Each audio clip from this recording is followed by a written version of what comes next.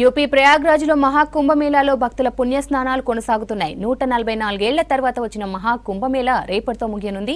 మహాశివరాత్రి పర్వదినం సందర్భంగా రేపు ముగింపు కార్యక్రమాలు జరగనున్నాయి.